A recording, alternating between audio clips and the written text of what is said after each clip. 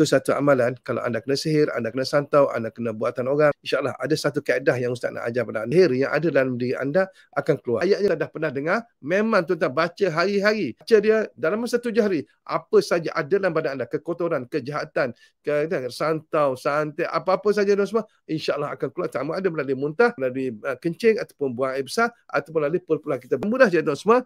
Tuan-tuan siapkan air. Air satu botol ke, satu gelas ke, satu jak ke, tak kisah. Anda baca Bismillahirrahmanirrahim sebanyak 100 kali. Mudah. Sebut betul-betul. Bismillahirrahmanirrahim. Mim di belakang kena tutup mulut. Huruf Ha ada 2. Bismillahirrahmanirrahim ada 2.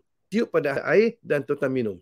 Kalau Allah Ta'ala izin, malam pertama anda buat tu, anda dah rasa dah. Dah rasa nak muntah, rasa nak macam-macam. Dah lebih 7 hari, saya nak buat lagi, teruskan lagi. Silakan, tak ada masalah. Tidak ada had. Nak tambah lagi, 7 hari juga. Rasa tuan-tuan nak buat tu, terserah. Nak malam ke, nak siang ke, nak pagi ke, nak terserah pada tuan semua.